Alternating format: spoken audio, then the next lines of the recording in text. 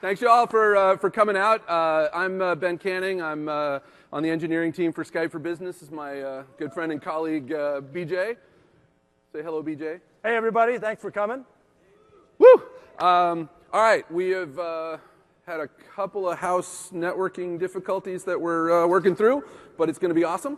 So we're just going to go ahead and get rolling and see what we can do. We wanted to start off by showing y'all just a quick little video. So why don't we? Let's cue it. Yeah, roll that.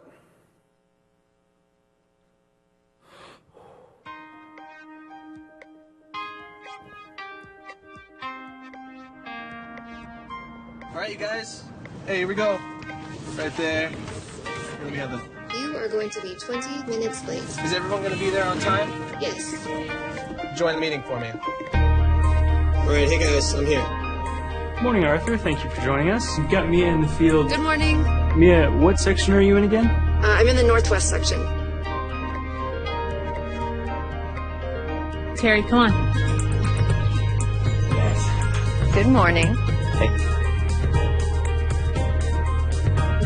Can you give us a quick pan of the area, please? Hey Mia, can you hold that for a second?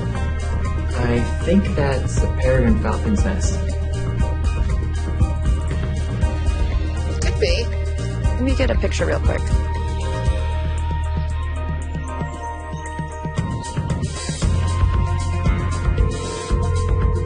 Hey Jake, we loaded early. We're ready for the next shipment.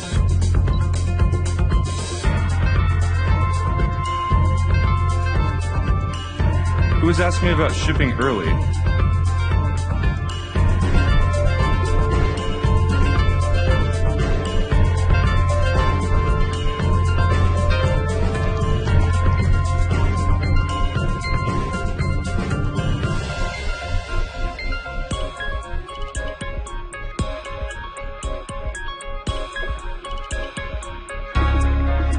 Hello, everybody. Thank you for tuning in. Today, I'd like to share the results from our Phase 3 clinical trial. Los datos iniciales son bastante prometedores. El 63%. 63%的患者胆固醇有显著的降低。Significant reduction in their cholesterol. 27% showed moderate improvement.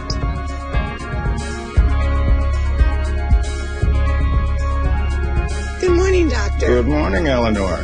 How are you feeling? I'm feeling good. Your numbers look great. We're going to cut down on your medication.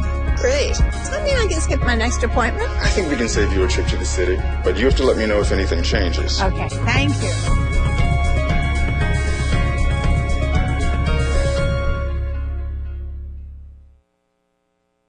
Yeah. So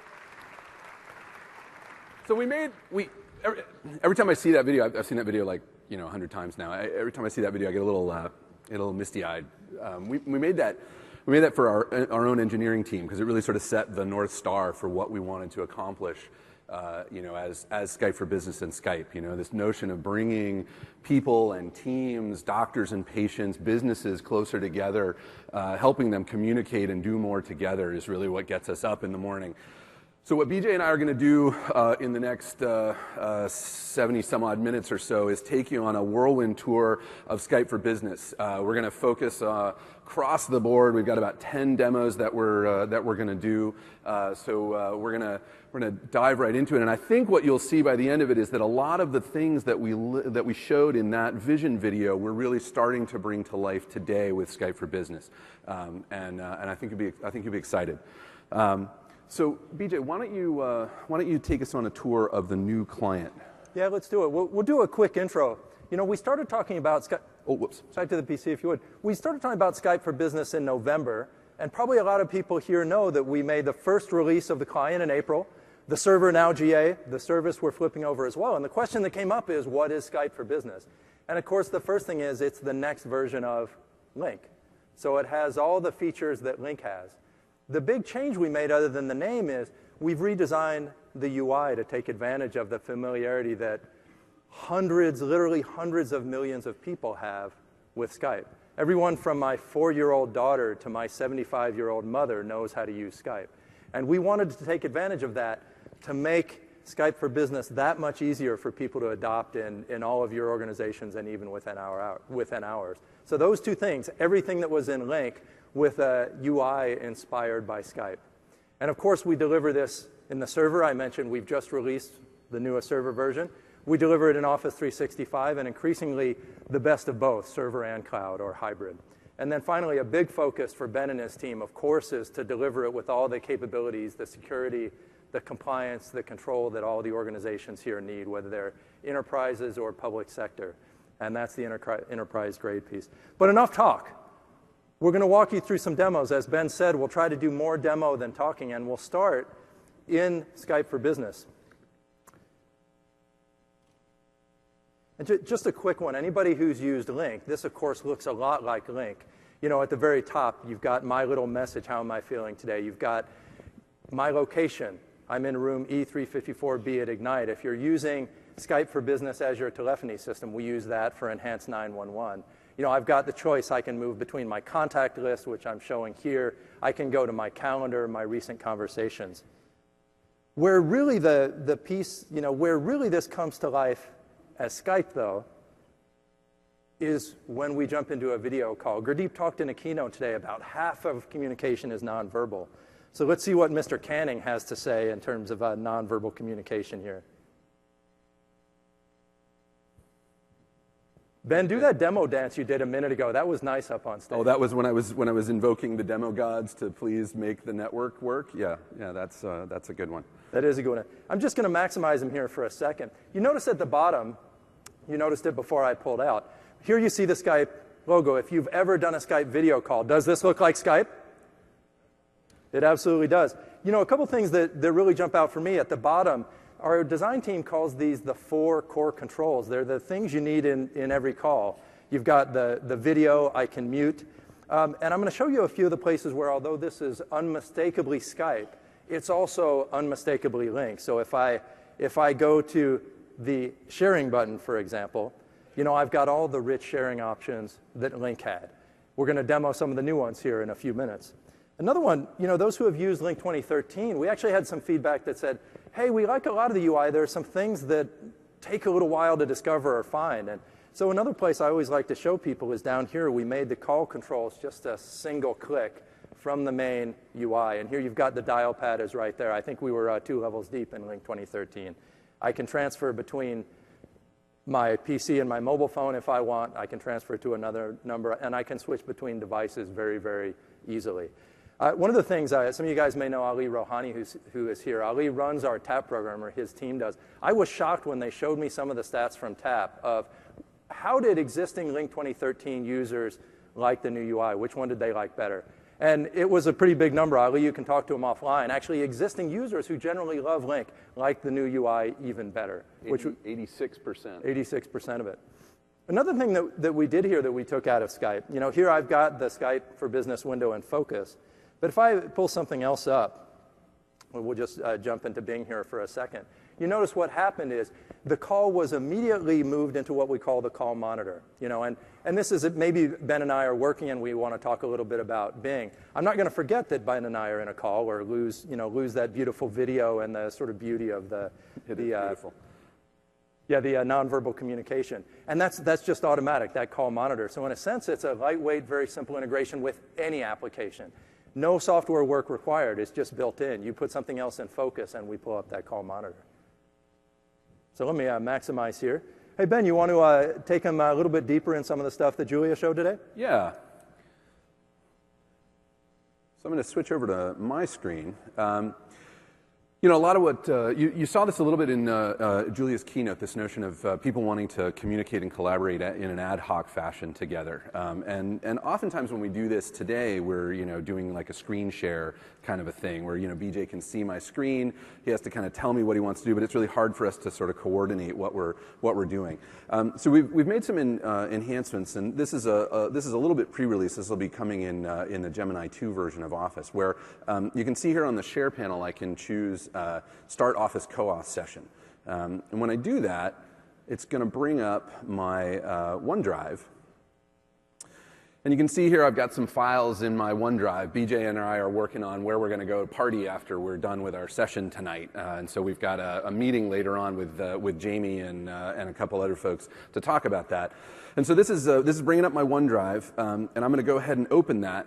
And because it's in my OneDrive, we're going to go ahead and fix up all the permissions that are necessary. So everybody who's in this meeting is going to have access to that file so that we can just get right in and collaborate. I'm not making a copy of this file. I'm actually loading the file up on my screen and on Jamie's screen and everybody else who's in the meeting. And we can see you've got this nice little Skype button here that lets Jamie and I, or BJ and I, see each other. We can IM with each other and work side by side.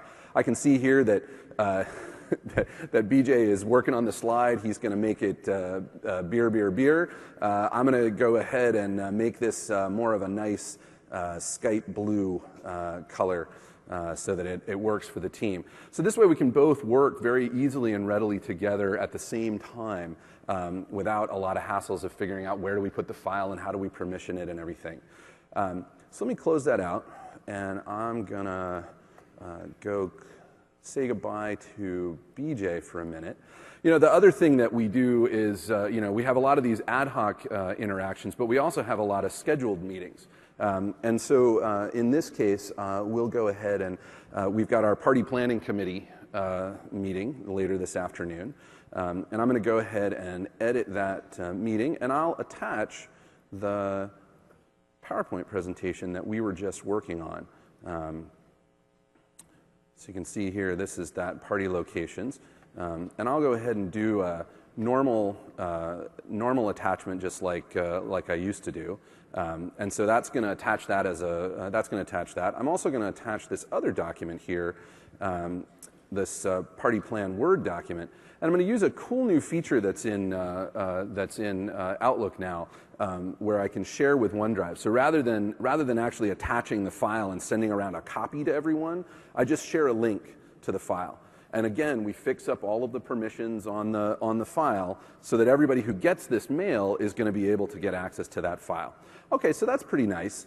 Now I've got the files in my meeting, and we'll fast forward later on in the day, and we'll assume that it's now time for my meeting.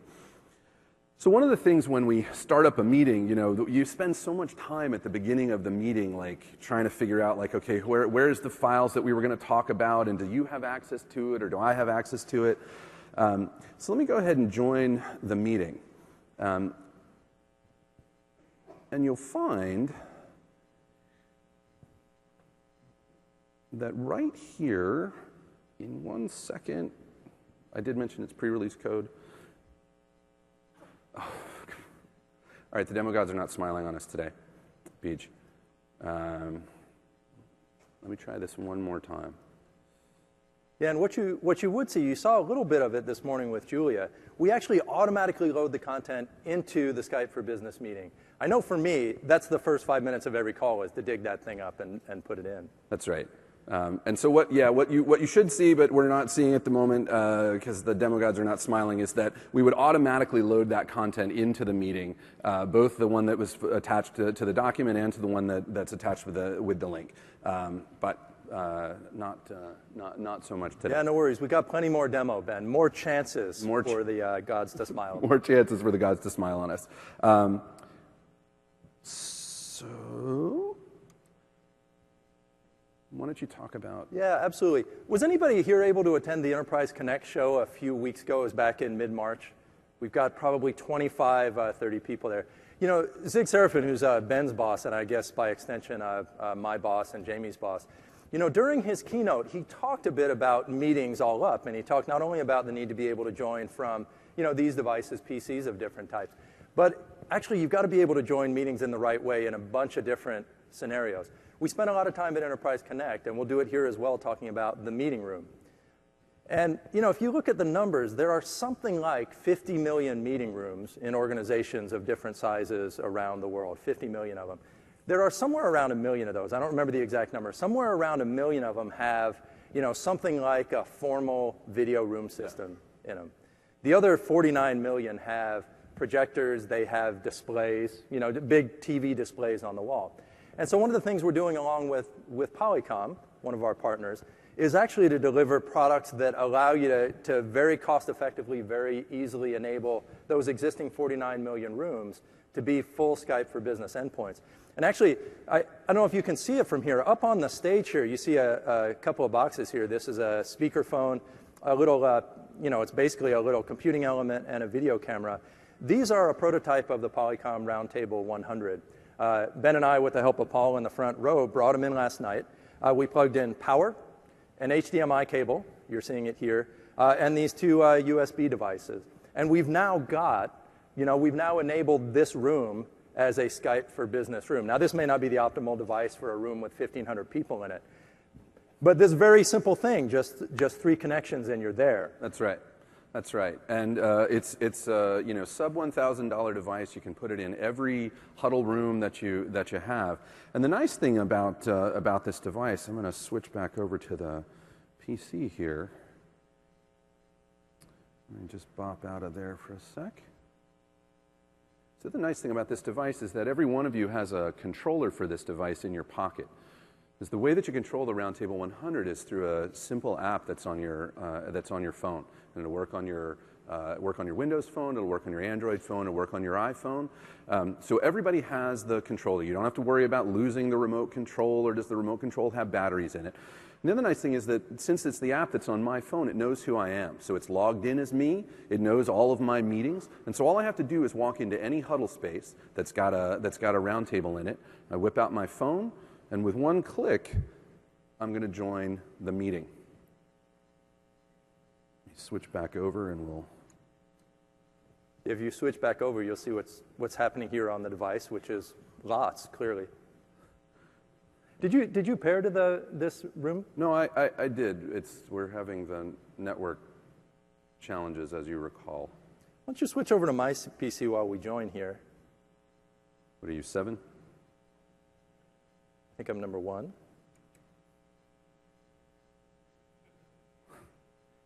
Yeah, so this is actually, the Roundtable 100 is one of Polycom's full portfolio of Roundtable devices. They announced these at Enterprise Connect, and that includes not just this device, very, very cost effective. There's really minimal IT management required on it because it, as we showed, you just connect it and it works. It extends up through the Link Room systems that they announced a couple years ago and that also a couple other vendors supply. It's actually part of a broader portfolio. There are several other companies here. Definitely check them out. Crestron and Smart have been building room systems. Actually, great innovation in this space. Unreal. They're on the show floor. You can see those. And the Surface Hub that Julia showed today. Did anybody like the Surface Hub demo in the keynote this morning? Very, very cool. Ben, have we joined on the Roundtable here? I think we're having some network issues there. We're having a little bit of network issues. All right. So, full portfolio there, room systems. These can go to the very, very large. How about the very small? We talked in some of the forums beforehand, the O365 IT Pro forum. There were a few questions on when are we going to extend Skype for Business to other devices. This is an iPhone 6 here. It's cabled. I won't hold it up too much. But I'll join here as well. This gives me an opportunity to talk about when we're going to bring the experience to other devices. And let's go to a slightly different view here.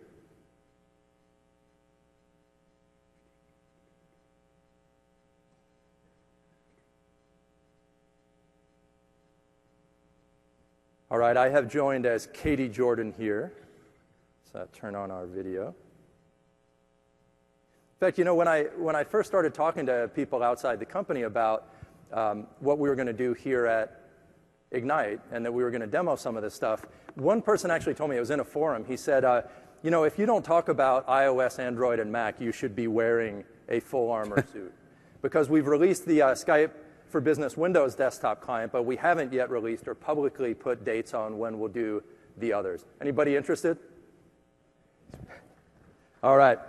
So the first part of it is, and what I'm going to give you here is basically the target dates. For the Windows desktop, we actually did a very broad preview as well. We're working with Ali and his team to see how broad a preview we can do on iOS and Android. The team's working very hard, expects to deliver these in general availability by this fall.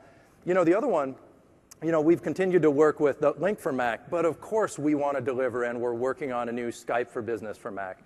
And there was some chatter in the forums about, hey, is that out in 2016? Is it 2015? I'm here to say our goal and the engineering team is working very, very hard to deliver that this year, in customers' hands this year. Come on, that's a good one, isn't it? A little bit more. All right.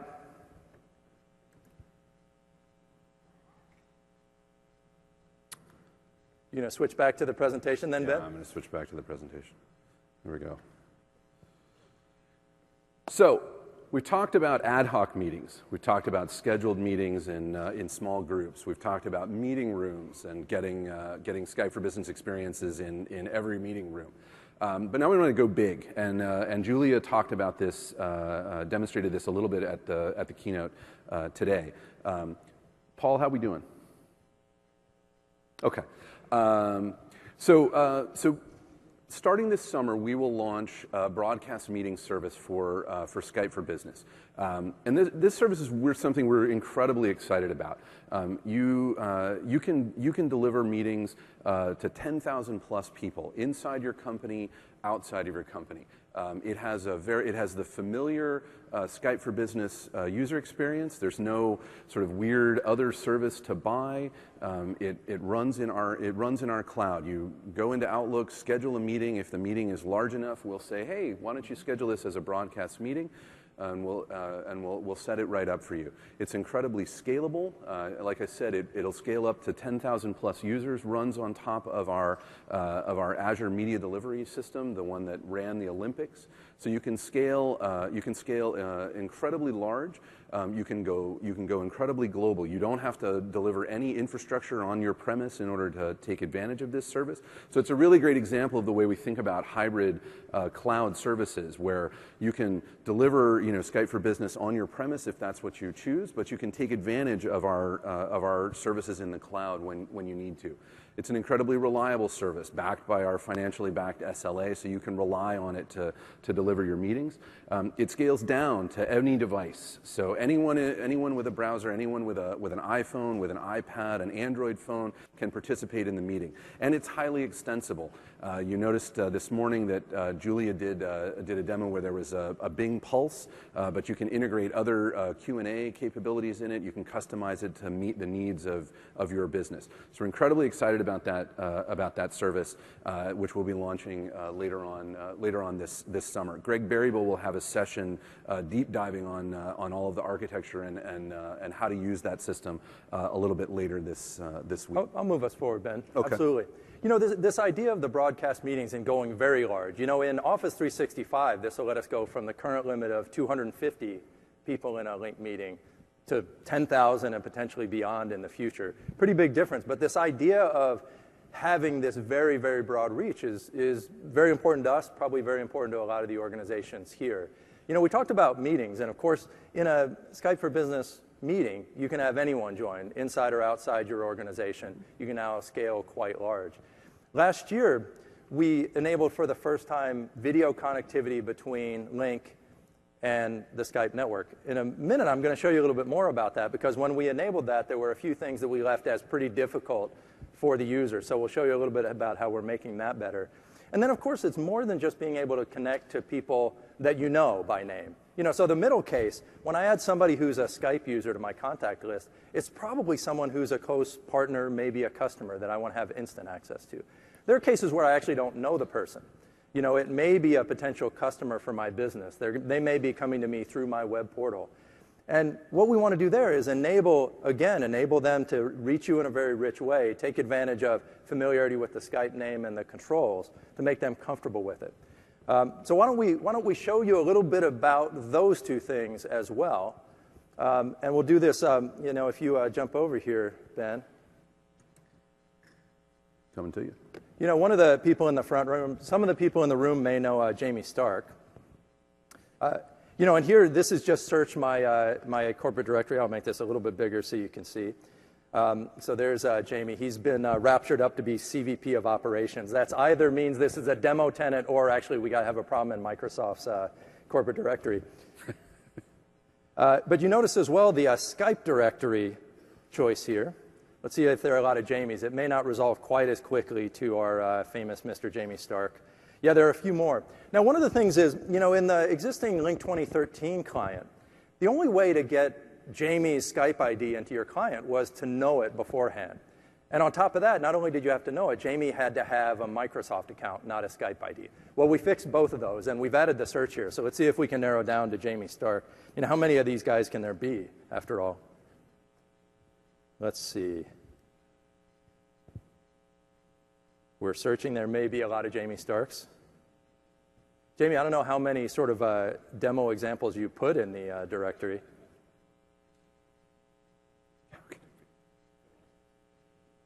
Oh, it's back. He's right. And we found too many matches to show them all. So let's see if we can narrow it down a little bit further. One of the things we did is actually allow you to narrow it by where is the person. Jamie lives in Seattle. And let's see, we're narrowing down that huge list. And you can see now we've resolved on Mr. Stark. That's actually pretty good. That's a search over hundreds of millions of IDs. Yes. And then what I can actually do, oh, I've just lost him here. What I could actually do from that is with a single touch or click, I can add him into my contact list. So a huge advantage over what we did in Link 2013. And now, you know, if you're on Office 365, this is enabled across all the tenants. And if you're on the new Skype for Business server, this is enabled as well with the new client. So really a great improvement. Skype ID support, directory search built into the client. Yeah, that's a huge improvement, and really sort of brings to fruition a lot of the goal we had around allowing you to connect to everyone everywhere. But we want to take it further than that. You want to enable that kind of business to consumer scenario or business to business scenario within your own line of business applications. And last week at Build, we announced the Skype developer platform. We'll have a deep dive on that from Andy Bybee later this week. But I want to show you real quick today how you can use the Skype developer platform to integrate these kinds of rich communication experiences into your own internal and customer-facing scenarios. So this is a little demo app that we put together. This is a doctor's office, Lambda Healthcare. One of the things you can see here is that the doctor has full presence information. So we know his name, we know his presence information, we know his picture. All of that's being pulled via the Skype developer platform into this web experience. And so the scenario here is that we're going to do a little telemedicine here today, and BJ is going to be the patient. And you can see here that when BJ calls, he goes right into the on hold system, and the doctor is notified that the patient is here waiting for him. All I have to do is click, and I'm going to get right into a rich, full video experience inside of Skype. And so you can see here, hey Jamie. Hey, BJ, you can see here that we've integrated the familiar Skype experience directly into this web app, pulling in data about this patient, and this is all stuff that you can do today with the Skype developer platform preview, allowing you to take advantage of the full richness of the Skype for Business backend and provide that for your customers. So we think that's pretty exciting. Yeah, this was one of those ones Ben mentioned at the beginning after the video. He said, hey, we built that video as a look 18 months out. This was really the purpose was actually to inspire the team a bit. And here's one of those scenarios that we're delivering now. You remember at the end of that, there was a woman who called into her doctor with her mobile device. Now, frankly, she's looking a little bit better than Katie Holm is in this particular demo. But it's actually starting to deliver on that, that 18-month. That's right. Visit. We can deliver directly on that scenario today, and I'm really looking forward to seeing what you all are going to do with this kind of capability to build on top of that. So let me go ahead and hang up on that. We'll go. So that's a great example of our web toolkit. We've taken it a little bit further than that, and we've got a new UCMA and other aspects of the Skype developer platform. Absolutely. I don't know if people saw this news this morning. Genesys, you may be familiar with, one of the leading contact center suppliers. Genesys announced this morning support for Skype for Business Server, and a native integration with the managed APIs and Skype for Business Server and their customer experience platform. You know, super exciting to have them join the other ISVs who are built on top of Link Server and Skype for Business Server already. So I'm particularly thrilled. If there's anybody from Genesys here, give them a big round of applause, because this is actually huge news for the Skype for Business ecosystem. We've also, so most of everything that we've shown you today is available right now with Skype for Business Server, and we're super excited about some of the other goodies that we've put into that server. We talked about the Skype developer platform. We also made a huge investment around reliability, resiliency, and scalability in the server. We recognize that Skype for Business is mission critical for many of your enterprises. We're delivering the core phone, core telephony experience. Meetings are incredibly critical. We take that incredibly seriously. So in Skype for Business Server, you're going to find support for things like SQL Always On replication. We've got WinFab 3.0, and we've extended that reliability mission all throughout the product, all down to making sure that conversation history works perfectly on mobile devices, so that the mobile device is a full and complete participant in the conversation. To making sure that meeting join is utterly reliable and flawless, so you never have to worry about, okay, is it really going to work? Unless you're on a stage with 1,500 people and the network is in flux, and then you're in trouble. But we've done a lot of work around interoperability. So right out of the box, you'll have video interoperability services, so that with Cisco and Tandberg devices in your enterprise, you'll be able to interoperate directly with those. Those will be able to join directly into Skype for Business meetings. And similarly, we're interoperating well with existing PBXs. So if you've got folks that need to stay on existing PBX phones, the new call via work feature will allow you to make that work really well, while still allowing you to take advantage of the Skype for Business user experience. We've done a bunch of work around easy hybrid setup and management. So it's very easy to set up a hybrid configuration and take advantage of cloud services where that's appropriate for your business, and easy to move users back and forth from the cloud to on-prem. And then perhaps most important, what I want to demo for you now, is we've made it really easy to adopt Skype for Business Server. Yeah, as Ben go ahead and switch over. I'll just a couple of notes in case you weren't aware. The server's now available for download in the Download Center. That was as of May 1st. Another one that Zig likes to talk about, this is probably our best validated server ever. And it's, we validated it not only through the TAP program and the help of some of the companies here, through our internal dogfooding, but also we've been running the bits in online for quite a while. So yeah, that's right. We rolled the first versions of the first incarnations of the Skype for Business server into online back in December, and so we've been running and validating that with real-world usage since December. So millions of minutes of conferencing and meetings and so forth have been running on top of this system at scale in production for quite some time now.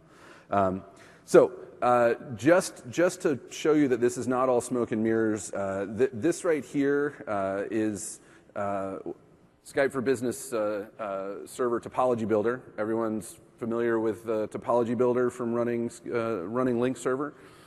Yeah, okay.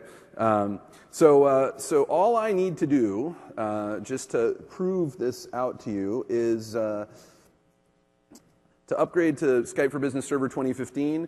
I go into Topo Builder, I right-click and I upgrade the pools, and then I publish the pool. That's going to automatically upgrade your databases and get the topology perfectly ready to run Skype for Business. And then all I have to do is go to the front ends and run setup, and I'm going to see, and we'll upgrade you to Skype for Business Server. One of the nice new features of our in-place upgrade is that we will go and check online to see if you've got all the latest patches ready to go. But the key point is that Skype for Business Server will run on the same topology, the same hardware that your existing Link 2013 servers are running on. So you don't need to go through a lengthy process of figuring out what's the new hardware and da-da-da. We've made sure that you can upgrade in place on the same hardware with very, very minimal downtime. Upgrading a front end like this will take, on average 20 minutes. You can also, if you're running paired pools, you can pretty much avoid anything but momentary downtime for your users by failing users back and forth. So it's very easy to adopt, and you can do it right now today.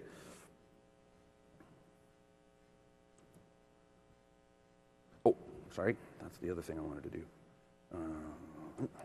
All right, but we've also made a huge investment in IT Pro tooling.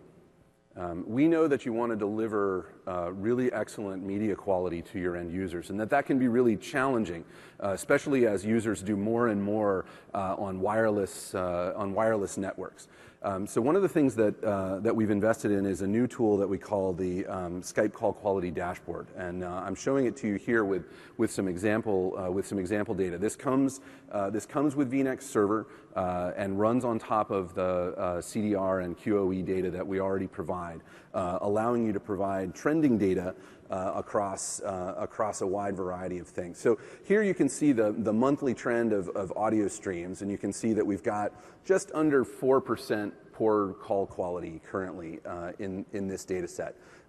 We've also introduced a Rate My Call feature, so you can see what your users are saying about what call quality looks like from their perspective, and start to drill into that. So that's kind of interesting, but really you want to drill down a little bit deeper. So if we drill down into the next level, I can show you a distinction between managed audio streams, so ones where we're coming from a wired connection, and unmanaged streams where we're coming over Wi-Fi.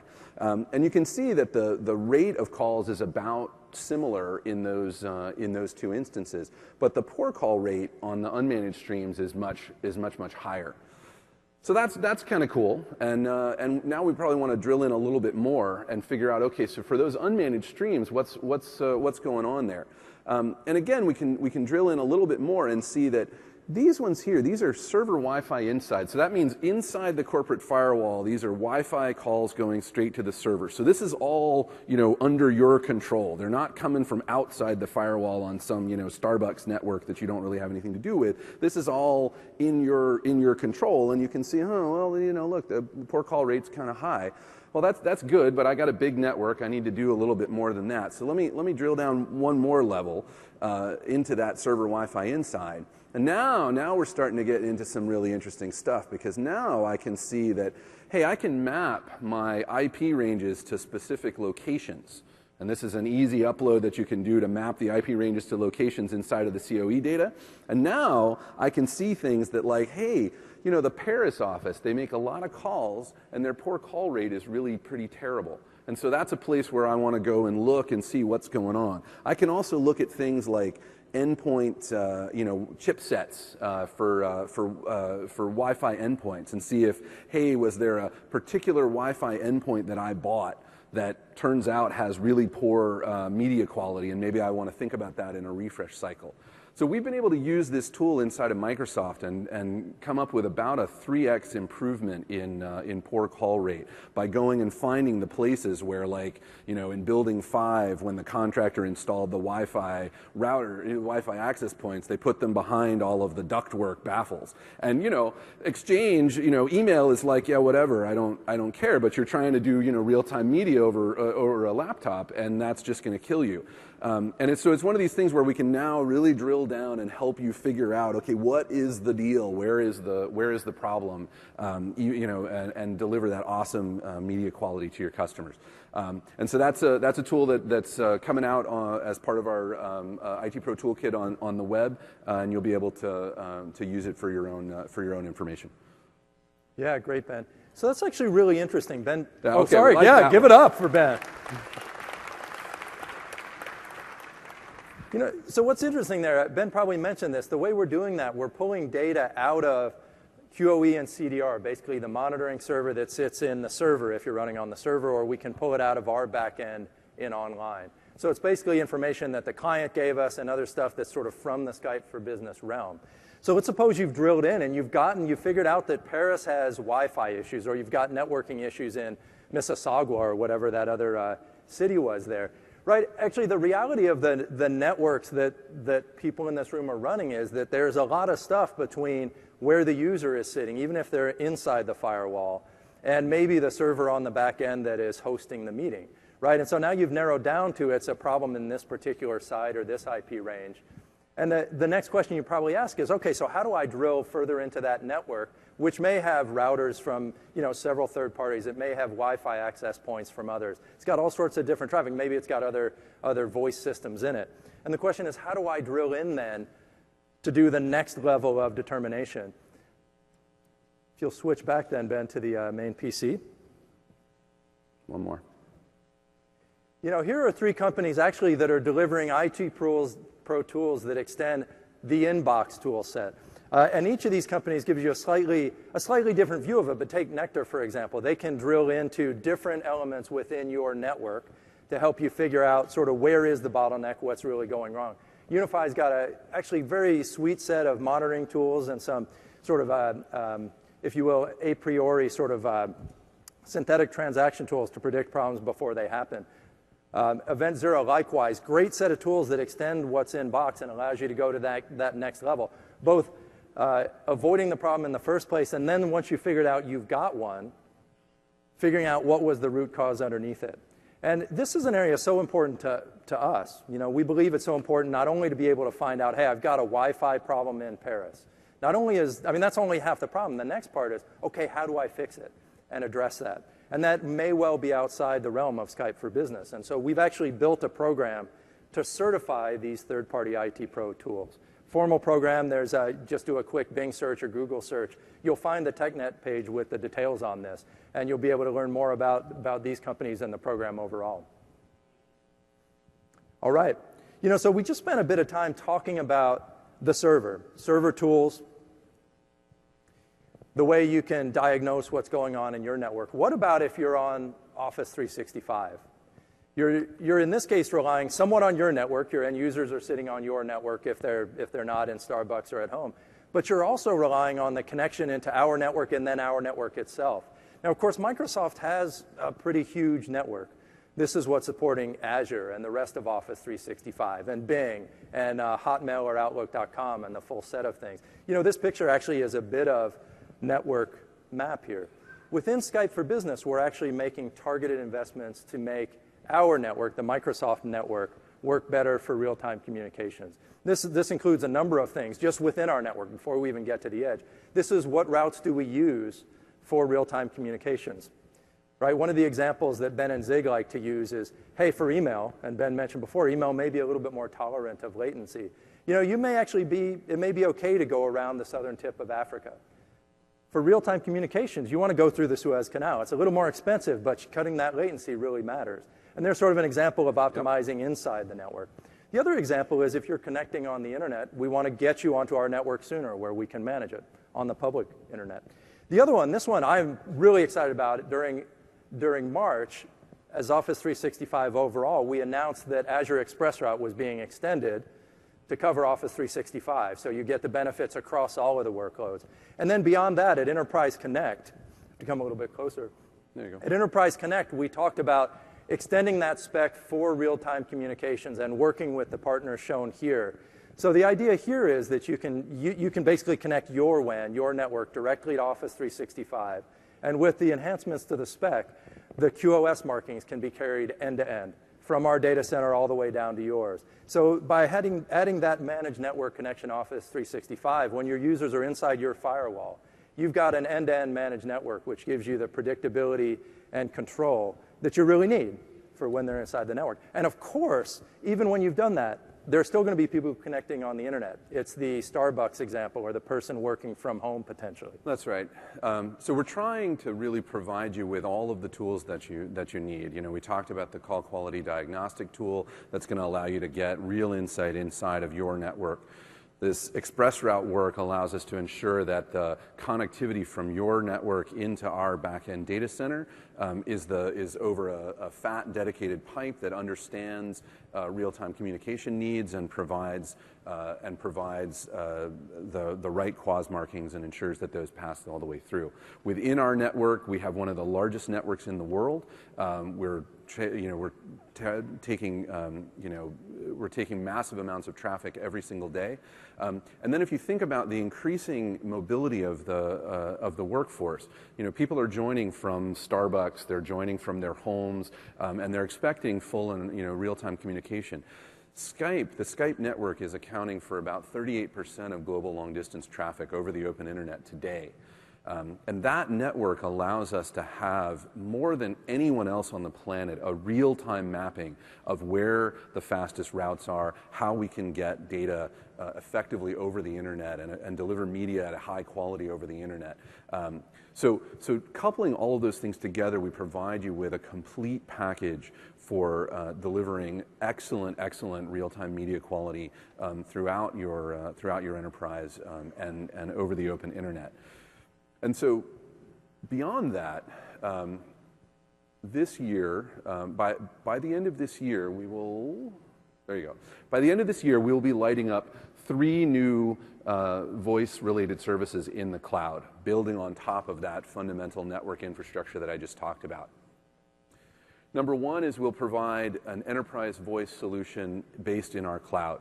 This solution will have all of the things that you would expect from us: call forward, call park, team call, all of the things that you'd come to expect from a rich enterprise voice solution. We'll provide a native audio conferencing solution in the cloud as well. I'm using this audio conferencing solution today inside of Microsoft, and I think you're going to be blown away when you see it with how easy it is to set this for this thing to get set up. Basically, all of your users in Office 365 will just have audio conferencing if you want it, just like that. Very simple setup. We'll deliver that in the US this year and moving globally very rapidly. Enterprise Voice will deliver globally by the end of this year. And then PSTN calling. We need to provide a solution for interfacing with the PSTN network. And we'll allow you to do this in 2 ways. Number one, we believe strongly in hybrid configurations. So we'll enable you to take your existing PSTN infrastructure from your premise and connect it to our call control in the cloud. So you can maintain your existing carrier relationship, but leverage the economic and scale benefits and feature benefits of our call control in the cloud, enterprise voice features in the cloud. But we'll also be lighting up a direct PSTN calling service. So that'll start in the U.S. and then move globally. So we will provide number porting, we will provide new number generation, we'll provide E911 services, lawful intercept services, and et cetera. So we'll provide, on the basis of that media delivery network that I talked about, a complete end-to-end solution for telephony and enterprise voice. One throat to choke, if you will, for delivering enterprise voice capabilities, soup to nuts, and we'll do this by the end of the year in the U.S. and moving globally thereafter. We're pretty excited about it. I'm working with the team now. It's coming together. It's coming together really well. And before you jump ahead here, we've actually got about 20 minutes left. I'm going to jump out of sequence here for a second. I'll explain why in a minute. Let me just refresh this. You may have noticed, if you joined our Pulse earlier on in the session, you may have noticed it wasn't live. I'll explain why that was for a second. Actually, backstage, we've got a guy who was setting up our broadcast meeting. Let's go ahead and join that. And we did have some network difficulties, but the guys just texted me and said, "Hey, we're live now, so let's show this thing." I really want to show it because it's kind of cool here. Actually, this is slightly less interesting, the page here. You notice a little bit of a lag there. You notice it was showing the join, which is probably a 15-second delay. Now we're on the same screen. So let me tell you what's going on here. We've actually pulled off, in this case, we pulled off the video mixer in the back. We pulled off their feed, and we're piping it into a Skype for Business meeting. So the presentation is in a standard Skype for Business meeting. It's then being broadcast using Azure, right? And it's the Azure Content Delivery Network which is inserting a little bit of a delay here. Let me it is actually very interesting to be showing and seeing it at the same time. So let me back up a little bit. I'll make it a little bit less unnatural. This is actually one of the really cool features of it, right? Imagine I had joined this broadcast late and I wanted to hear whatever the voiceover was on this part of the Microsoft network. So I've really got a DVR-like control. You know, I can jump back in time. Here's when we were talking about the IT Pro tools.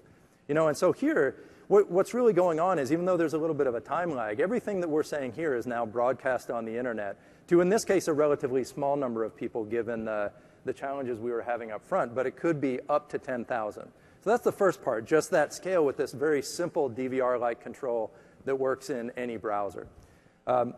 You know, the other thing here that I really love, here's actually the Bing Pulse that's an example of extensibility in the broadcast meetings. We did this as just an example of extensibility.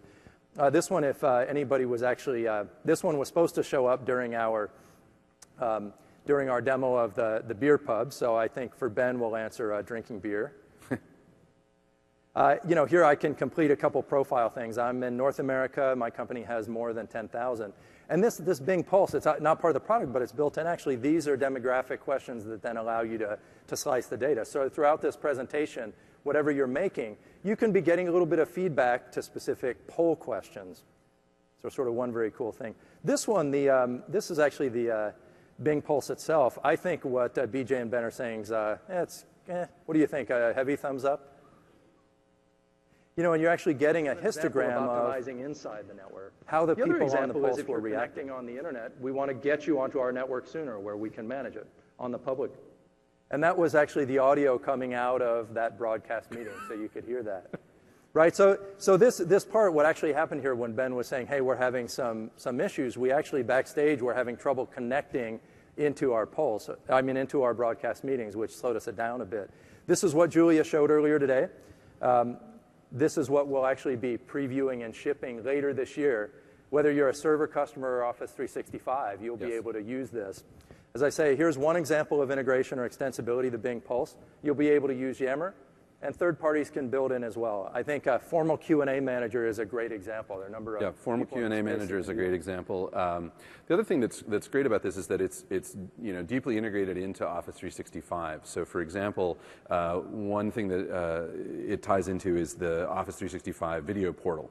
So if you go see some of the SharePoint sessions where they're talking about the new video portal work that they're doing, when this broadcast is done, there's automatically we've recorded the broadcast, and that recording can be made available in the company video portal.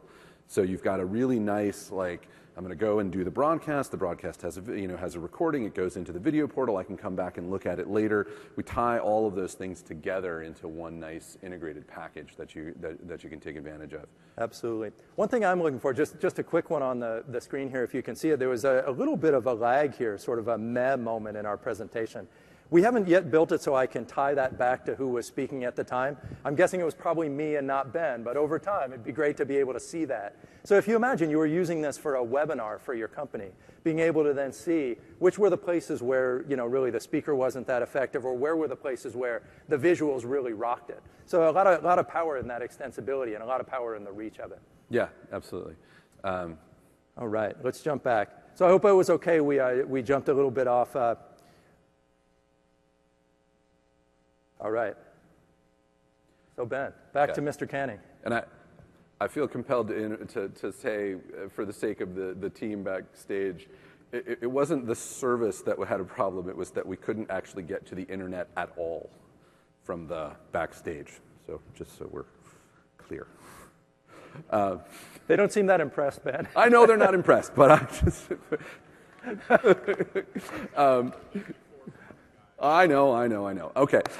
So what to do next? Number one, get ready for the Skype for Business client now. It's available. It will be coming out in the May public update for Office 2013. We'll have Link will become Skype for Business. We've done a bunch of work to enable you to retain the existing Link user experience if you're not ready for the Skype for Business user experience. And so you can, we've got a bunch of documentation both on how to retain the existing experience, but also a bunch of training videos to help you roll out the new experience for your end users. Obviously, we would encourage you to roll out the new experience. Your users are all familiar with Skype, and so it's going to be, we think it's going to be a very easy transition, but we do have that capability. But it is coming in May in the PU. Well, I'm even going to interrupt and say it's actually in the April PU already, so if you adopted the April PU, you saw it. Actually, there's one thing that's kind of cool. The numbers we saw, there are actually several million that have adopted it already. But just to jump on what Ben said, before the May PU, get ready, review the materials, decide what you want your organization to see, make the switch if necessary. There's a policy change for it. But don't be caught flat-footed by it, because we put it into the Office 2013 train to make it possible for you to take advantage now if you want to. But it means you have to take some action to be ready for it. That's right. That's right. Number two, I showed you how easy it was to do an in-place upgrade. So Skype for Business Server is the next incarnation of Link Server. It's available now. Go get it. You can upgrade right in place on top of your existing infrastructure. It has huge reliability and resiliency benefits, as well as a bunch of additional new features. And so we highly encourage you to do it. And then number three, if you're on Office 365, you have all of this goodness today. Anyone who's running on Office 365 on any kind of suite license, all of your users have access to Skype for Business today. They can download it freely and use it and start making, improving collaboration, reducing travel costs. It's a huge win, and you've got it all today. You don't have to do anything except let them at it. Let them know, exactly. Particularly the meetings. That's really the big thing Ben's talking about here. If you're on E1, E2, E3, you have all the online meetings capability, the video, the sharing. The things that we showed here, some of that will come a little bit later, but it'll be in Office 365 later this year. That's right. So try that out. All right, we've actually got 3 slides left, which are actually other sessions to go see here at Ignite. So let me cover those quickly, and then we'll have a couple minutes for Q&A probably at the end. The first one, if you want to learn more about the new features, here are a couple sessions. These are actually curated by Jamie Stark, sort of the highlights of Ignite not to miss. So Bill Vertine's going to go deeper on the things we're delivering in Office 365. You can see there the coordinates for that. I like the idea. Some people taking a picture of it, please do. The next one, going deeper on some of the room system devices. Albert, Anton, and Dan will be doing that one. You can see Tuesday morning. And then Greg is going to go super deep on the broadcast meeting stuff. We just scratched the surface on it. He'll show the producer experience. Did anybody catch that? It was in the keynote demo. Julia very quickly showed what the producer experience looks like. It's in the Skype for Business client, and you can choose between different sources. So come to Greg's session. He'll show that to you. And you'll really see how easy it is to take advantage of these things. So that's new stuff that's coming shortly. If you want to know depth on what's in Skype for Business Server and online right now, here are the ones that sort of built purposefully for that. And people from both Ben's team and my team have collaborated on those. Jamie will do a session on voice. Actually, Jamie, I think, is still planning a pretty cool demo. You won't want to miss, actually. I'm going to be at the session just for Jamie's demo. And I kid you not, this will be very cool. Dan and team will go much deeper on just the online meetings, the stuff that if you're in O365 you own right now. We talked about the developer platform. We talked about Genesis as one example taking advantage. Ben showed the healthcare example. Andy and Daniel will go deep on that one in the dev platform session. And then finally, Ben did a couple demos, or did a demo and some slides on IT Pro tooling. Sean, Nick, and actually Tom's not here, so it's Sean and Nick. We'll go through the sort of full IT Pro tool set and how we look at that journey overall. So 4 sessions about the current product that can help you as you adopt. And then finally, these ones are actually customer stories. These are the absolute don't miss. If you want to look at Accenture, a company using this at incredible scale for incredible ROI for the business. Intermountain Healthcare, an example of a company really innovating and pushing the envelope in terms of integrating communications with the way they do their work. And then the others are similarly just fascinating sessions. Yeah. Those ones, if you can carve out time, particularly if you're not using Skype for Business or Link heavily in your org today, go check out what other companies have accomplished and have a chance to talk to them about it. It means even more than Ben or I talking to hear from people who are really doing it with success. So with that, we were aiming to have 10 minutes left. We've got about 11. We'd love to take questions if there are any. There are microphones at different parts of the room. Hey, can you hear me? Yeah. On the video interop server? Yeah. In the topology, I noticed that should that be a dedicated role when you compare the interop servers from like Econo or Polycom? They're usually kind of heavy horsepower. And then on top of that, is that only for video interop inside the organization, or can you do it with, external customers as well? I see. Anton. Oh, I see. We're gonna do that. What it will allow you to do is you should be able to use it inside of your organization, or really to reach any. Thank you, guys. Yeah, thanks for coming. Or really to reach any VTC that you can actually get access to, and then in terms of a dedicated role, I believe it is a standalone role. Yeah, it's a standalone role.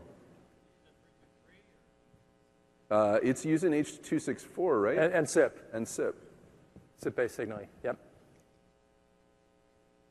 That's a call for a T-shirt.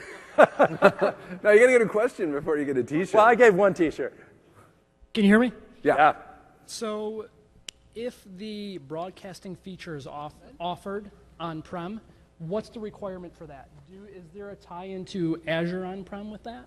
The broadcasting feature is not offered on-prem. It is a cloud service only. Okay. But if you're a server customer, you can use it. But there's no special on-prem requirement to use it in that case. That's right. So we've designed it so that if if your Link or Skype for Business infrastructure is on-prem, you can still you can still use it for broadcast meetings in the cloud. Hybrid. So if you have an E3 license or an E. I think the answer there is we haven't announced pricing. We haven't announced pricing. If you have online access, you'll be able to use it. Yep. Thank you. If you have a regular Skype account, can you merge it with Skype for Business? So the question was, if you have a regular Skype account, can you merge it with Skype for Business? No, we tend to think of Skype accounts as being your consumer account and Skype for Business being a work account. There's some interesting things you could think about linking the two, but today those are distinct accounts. We'll switch to the other side here. Yeah, we're almost out of T-shirts, but keep the questions coming. My question's regarding H.264 and SIP. So in Link 2013, we all know that Microsoft went to H.264, and that helped us out. But our company is one of those companies that has 200 of those 1 million Cisco rooms, right? Nice so work. what has changed with Skype now, that the interoperability? Have you changed the uniqueness of what used to be, we'd always call the uniqueness of Microsoft SIP H.264, because it had its own dialect, if you will? Yes. And so what's changed that now brings that interoperability into my system? There's a new server role that you can deploy. So if you want the video interop, there's a new server role that you'll deploy, and that server role basically provides the mediation and the translation between traditional Cisco and Tandberg rooms and the Link system. So we're an old 365 environment. Microsoft supplies that server on their end, or you got to put something on premise to make that go-between? So it always seemed to me a go-between, right? Right. So at present, the video interop server is an on-prem thing only, and we're looking at ways to bring that into the cloud service. Please, fast. Yes, we absolutely. You hear that, Anton? Come on.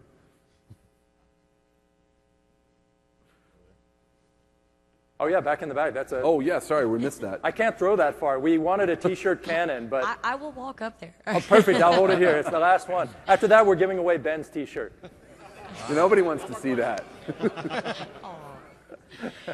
So you guys actually touched base on Polycom and Cisco units, and what I wanted to know is I guess we really want to use some of our existing Cisco equipment for video conferencing in Skype for Business. Is that something that we can do? Yeah, so if you use the new video interop server, you should be able to connect those rooms into any link meeting. Awesome, perfect. All right, so who's going to ask the question that earns you Ben's T-shirt? Quick question. What's the difference between the traditional link meeting rooms and the Surface Hub that we're seeing? Sorry, I didn't quite catch that. So the traditional link or Skype meeting rooms versus the Surface Hub that's been shown around. Like, why is there two? Is one being now obsolete? Oh, it's a great question. So if you think about it, there's we're joining now. Now our meeting was our network was go away. So it's a great question. So the way we think about it is that we've got a broad portfolio of meeting room systems that we provide. The Roundtable 100 is a great choice for a huddle room or a small space. The Surface Hub is an awesome choice for collaboration where you want a large screen and you want people to cluster around it. If you go down on the floor and actually play with the Surface Hub, you'll see that the sweet spot for it, like the cameras are designed to focus in like right here, and so it's designed as a whiteboard replacement kind of a thing where you're right up at the thing and there can be remote participants while you're working on the whiteboard. Yeah, but so like we just invested heavily on the Link meeting room, so like the dual, on the Link room system, the dual 84 inches and stuff like that. So yeah, like so, I just want to be ready for if anyone says, "Oh, is that now old?" versus the Surface Hubs? So we will not abandon you on Link Room System. Link Room System is a great solution for a larger traditional meeting room where you want front of room touch and you want some inking capability. Surface Hub, I would say, takes the inking capability and the close collaboration capability to the next level. But we continue to feel that there will be a need for a broad spectrum of these kind of room devices to adapt to different room types. And so Link Room System, we fully intend to upgrade to the next wave of that sometime in the future. And I think Ben hit a couple of things that you'll really notice when you go down to the floor. One is the Link Room System or the Surface Hub has a touch screen or two touch screens, big, beautiful touch screens. This one will connect to anything. It'll connect to a projector if you want it. And as Ben showed, the control is via a smartphone app. So I think on stage the Polycom guy said they're shooting for about a $1,000 price point for this. So there's also a difference in it's basically price point and capability between this Roundtable 100 and the room system. Yeah, we're using these Roundtable 100s. We have them all over campus right now, and it's really kind of transformative to know that you've got all these little rooms, and we've sort of thrown these in all these little rooms, and it's really kind of transformative to know that whenever I have a remote meeting, I can just sort of wander around and find one of the open, like phone type rooms, and there'll be one of these in it, and I can pair and join, and I'm in.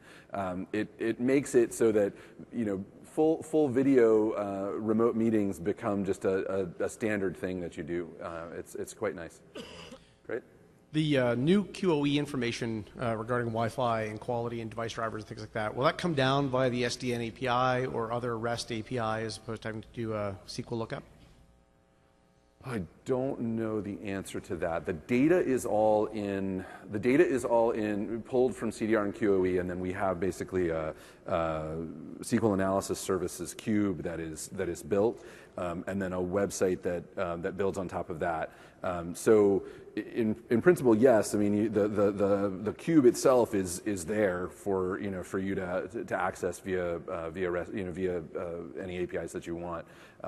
But the system itself is more designed as a web interface. One of the things that I didn't show was the customizability of it. So you can create. I showed you sort of the canned reports, but you can go in and create. It's got a cool report builder, so you can go and create as many reports as you want.